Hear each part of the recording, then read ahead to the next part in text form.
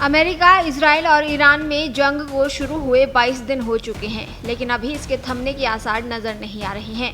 एक और अमेरिका और इजराइल के जोरदार हमले जारी हैं, तो दूसरी ओर ईरान भी जबरदस्त पलटवार कर रहा है। अब ईरान ने इजराइल के परमाणु शहर डिमोना पर बैलिस्टिक मिसाइलों से बड़ा हमला किया है, जिसे ईरान ने अपना मुख्य टारगेट बताया है। इसके अलावा ईरान ने मिसाइल से अराद शहर को भी निशाना बनाया। दोनों शहरों पर हुए हमले में 100 से ज्यादा लोग घायल हुए हैं, जिनमें से 10 की हालत गंभीर बताई जा रही है। इससे पहले अमेरिका और इजराइल ने ईरान के सबसे बड़े परमाणु केंद्र नतांज पर एयर स्ट्राइक की थी। ऐसे में अब ईरान के इस हमले को पलटवार के तौर पर देखा जा रहा है। मिली जानकारी के अनुसार ईरान ने मिसाइलों से डिमोना शहर पर हमला किया, जहां इजराइल की न्यूक्लियर सुविधा स्थित है। इसके बाद अराद पर भी अटैक हुआ। अधिकारियों के मुताबिक डिमोना में हमले की वजह से कम 40 लोग घायल हुए हैं। वहीं अराद में लगभग 70 लोगों के घायल होने की खबर है, जिसमें कई गंभीर हालत में अस्पताल में भर्ती हैं। कई लोगों के मारे जाने की भी आशंका जताई गई है, हालांकि अभी तक इसकी आधिकारिक पुष्टि नहीं हुई है। इजराइल के विदेश मंत्रालय ने बताया कि हमले में 100 से ज्यादा लोग घायल हैं, जिनमें बच्चे भी शामिल हैं। वहीं इस हमले के वीडियो भी सामने आए हैं, जिसमें बैलिस्टिक मिसाइल को डिमोना शहर पर गिरते देखा जा रहा है। हमले के बाद बड़ी इमारत मलबे में तब्दील हो गई। इसके बाद रेस्क्यू टीमें और बचाव दल की टीमें फौरन मौके पर पहुंची और मलबे में दबे लोगों को निकालने में जुट गई। ईरान के इन हमलों को इजराइल रोकने में नाकाम रहा। रिपोर्ट्स के अनुसार इजराइल ने इंटरसेप्टर लॉन्च किए थे, लेकिन मिसाइलों को वे रोक नहीं पाए।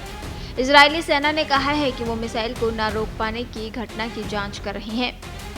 डिमोना कोई आम शहर नहीं है। ये इजराइल के बेहद सीक्रेट परमाणु कार्यक्रम का सेंटर बताया जाता है। दावे के अनुसार इसके तहखानों में दर्जनों परमाणु बम रखे हैं। ईरान ने मिडिल ईस्ट संघर्ष के बीच पहली बार इजराइल के किसी परमाणु संयंत्र को निशाना बनाया है। वहीं ईरान की सरकारी मीडिया ने कहा कि ये हमले इजराइल की न्यूक्लियर रिसर्च फैसिलिटी को टारगेट कर रहे थे, जो डिमोना से लगभग 10 किलोमीटर और अराद से 30 किलोमीटर दूर है। अमेरिका और इजराइल शुरू से ही ईरान को परमाणु हथियार बनाने से रोकने के लिए हमले कर रहे हैं। ऐसे में इजराइल के परमाणु केंद्रों पर ताज़ा मिसाइल हमले को ईरान की तरफ से बदले के रूप में देखा जा रहा है।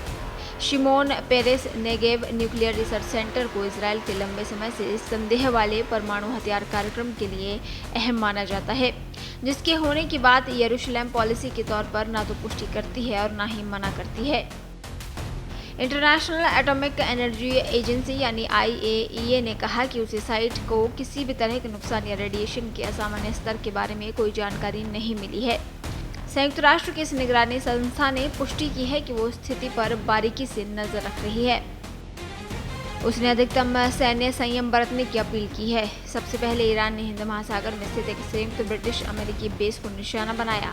इसके बाद ईरान की मुख्य परमाणु साइट पर हमला किया गया। शनिवार को एक हवाई हमले में ईरान के नतांज परमाणु प्लांट को निशाना बनाया गया।